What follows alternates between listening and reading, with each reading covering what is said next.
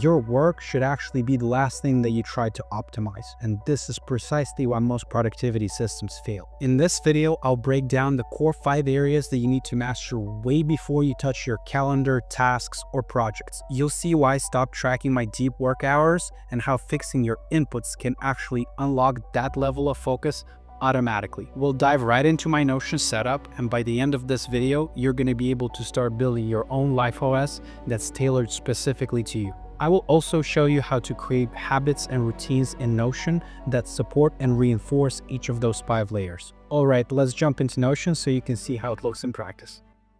So we're here in my Notion workspace, and really there are only 3 things I want to show in this video. One is how to break down your life into specific areas, or what I call domains. 2 is how to actually optimize them in a specific sequence, and the 5 domains that you need to start with. And 3, how to map those domains to routines that are going to support and maintain those domains, and also how to create them in Notion. So obviously we're looking at domains, but just to give you a little bit of context for the high-level structure of the fundamental mastery system, there are really only 4 sections at the very high level, and that's cycles, domains, effort, and knowledge.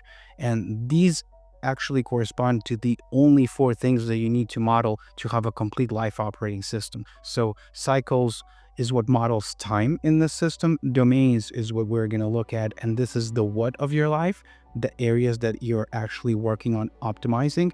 Effort tracks and measures everything that's related to actions, like your projects, your routines, etc. And knowledge is everything related to information. If you want to read more about that, I have a specific guide that details and breaks down each of these sections, so you can download it in the description. But with that out of the way, let's dive into domains. Now, first of all, let's just talk a little bit about the way I structure these domains, because this is really unusual. I haven't seen it in probably any other system. Usually when you see people breaking down their lives, you'd have something like 7, 9, 10 areas that have a flat structure. And I find that a lot less useful than having a fractal-like structure or a tree structure. So you see at the very top, well, you have a gallery view, but here is what I call a life fractal view. And this is a tree structure. So if we toggle energy, you're going to see that there's a lot more inside of that. So at the very top level, you only have energy, work, and love, but then each of these can be broken down into other areas, and you can have as many nestings as you want. So you go into energy, life admin, and there is a lot of other areas. But then if we dig into, let's say, movement, you're going to see that it also has strength, mobility, cardio, etc. So I think that's a lot more convenient, and it gives you an ability to see at different levels of abstraction, so to say. So you can see at the very high level, but also you can dig into specific areas and break them down even more if you find that convenient. Now, the way you actually do that in Notion is very simple. If you want to start implementing this yourself, obviously this is just a simple database in Notion. Just to give you a quick glance, if you go to your database and you customize it, you're going to see that there are quite a few things that Notion just quickly allows you to do. And one of those is create sub items in a specific database. So this is precisely what this is. Now, actually, this is just a helper that creates a parent item and sub items, but this is exactly what allows you to have such a view. And then you can show them in different ways. And what you want to show them is as nested in a toggle. So this is precisely what gives you this kind of structure that can be nested pretty much ad infinitum. So first, let's get clear on the definition of what a domain actually is. And I define it as a persistent area of your life that you engage with either voluntarily or because it is fundamental to your survival and well-being. It's got a very simple internal structure. So if we look inside any of these domains, they don't really have a lot of internal structure. And in terms of properties in Notion, like really, there's this parent-child mapping, there is a status, which in this case, they're actually filtered to only show active domains, and there is a type.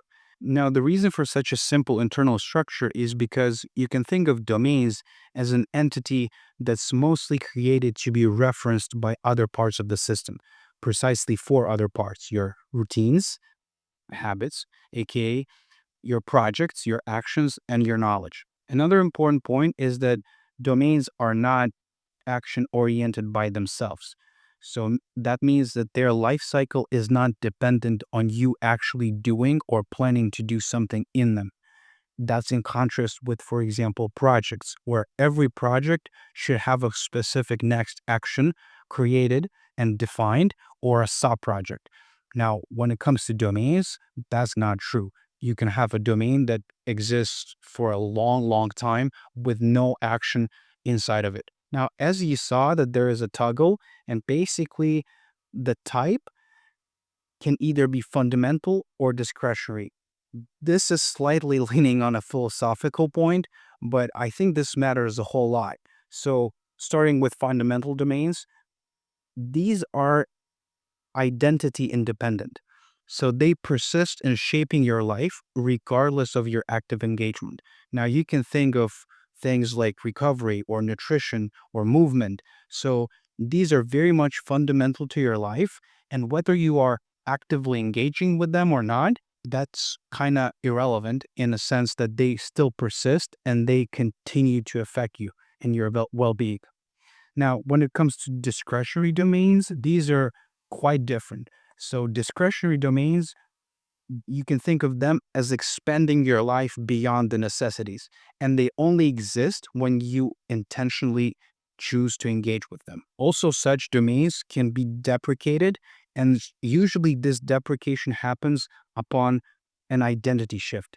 So think of things like you moving from studying to employment, or from employment to starting a business, or retiring, or let's say moving away from a professional sport. So these are the kinds of events that will reshape your structure of your domains of life. So, for example, we're looking in my system, and I used to have an employment, and this would be under work, and now I only have entrepreneurship and investments. And there's this third type of a domain, which is called conditionally fundamental. And this is simply that the parent itself is discretionary, but if you did choose to engage with it, then the subdomain becomes fundamental. So let's say entrepreneurship, like if you decide to engage with entrepreneurship, gotta have these domains active. Now, you may or may not choose to, but if you did, then those become fundamental. Therefore, they're conditionally fundamental. So that's it for point number one, because now you know how to model your life domains in Notion. This is a fairly simple database. This is why I think this is a great place to start, not only because it's conceptually fundamental and it conceptually makes sense for you to start here modeling your life, but also it's very convenient for people who are just starting out in Notion because it's a very simple database. I showed you how to enable sub items so you can have this nested tree like structure. So, this is a great place for you to start. And this brings us to the second point, which is if we're interested in optimizing our lives, that doesn't happen all at once. We need to have specific sequence of optimizing these domains. And also that brings up the problem that you usually see with productivity systems. And this is the fact that they focus almost exclusively on work. And on a surface level, it kind of makes sense because you think of it as you have output, which is the results that you're getting in life. And you think, okay, well, if this is the output, then my work that I'm doing is the input. So this is the flawed equation that we kind of have in our heads. Input equals work, and that goes to output, which is the results. That may make sense on a surface level, but that completely breaks down when you realize that the system that you're trying to optimize in your life OS is actually you yourself. So you are the system, and your work is therefore not the input.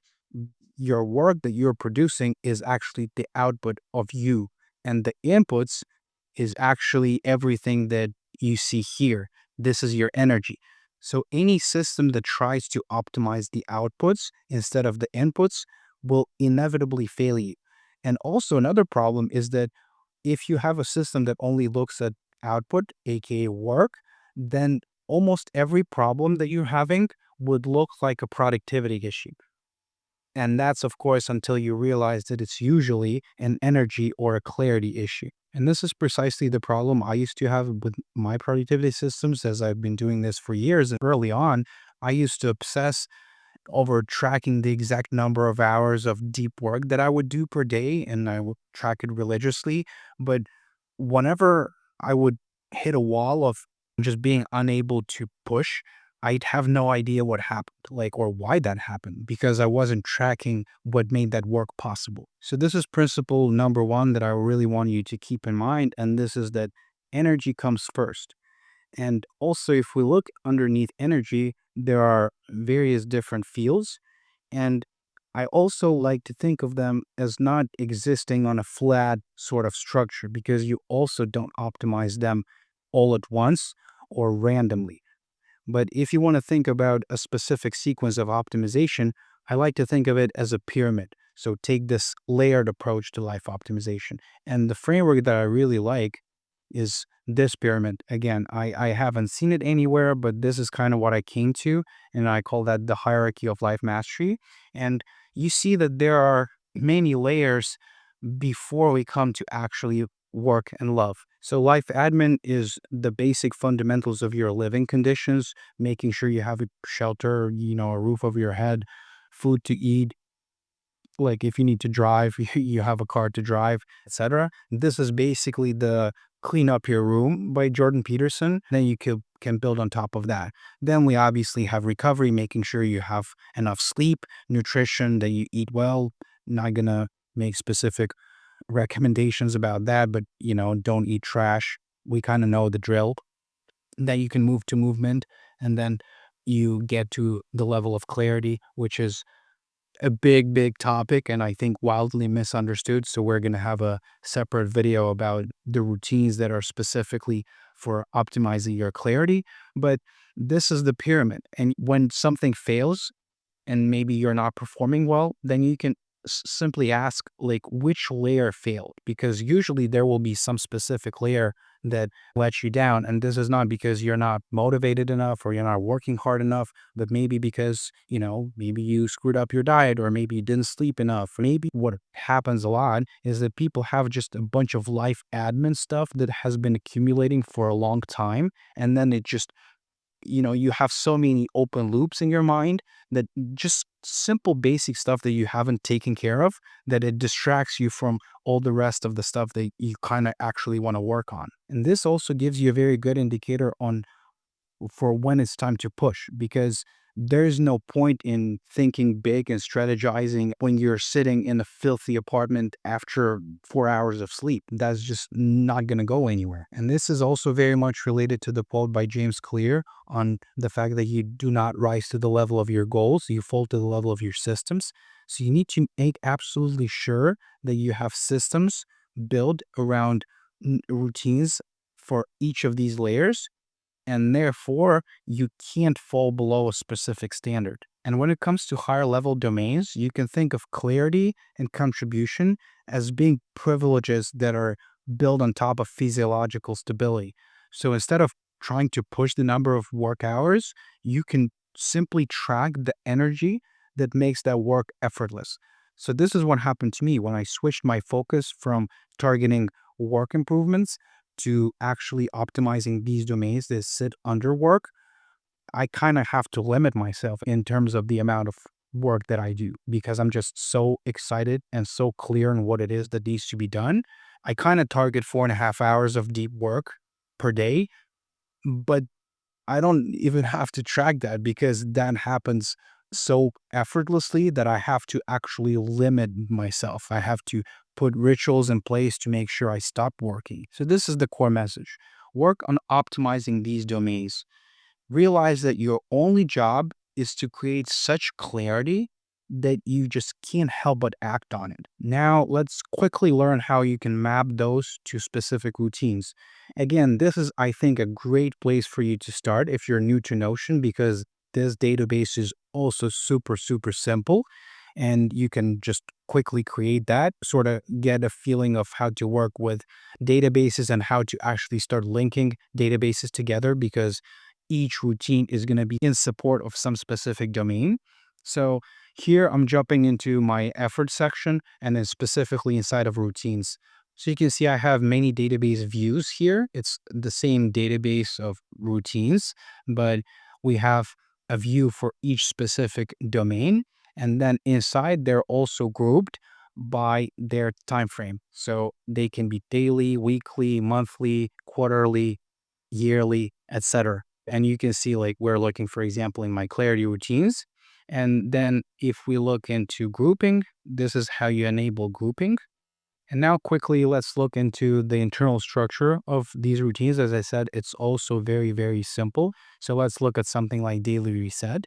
Now, the point here is similar to domains. These exist to be executed through actions. This is the only way routines are executed. You create an action, and actions can be one-off actions that usually advance some project, or they can be routine-based actions. If they're routine-based actions, then they should actually reference a routine. You can see here we actually have an actions property, and you can see I've executed my daily reset, you know, close to 400 times.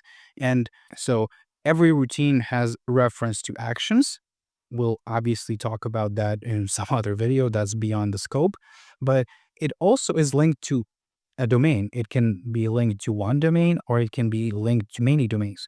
It has a status because also you can transition in and out of routines. You can deprecate them or you can just completely stop executing some routines. So this is where I recommend you start. Just break down your life into domains using the tree structure that I showed you. Map them to specific routines that are going to be supportive of them. Download the free guide, by the way, in the description so you can read up more on the core 4 engines behind, I would say, any advanced life operating system: the cycles, domains, effort, and knowledge. Now, obviously, you're going to need a way to make sure you consistently execute these routines. If all you do is just define the domains and define the routines, that's completely not going to work. So if you want to learn more about how you actually track and measure your performance on these routines, then you can watch this video here.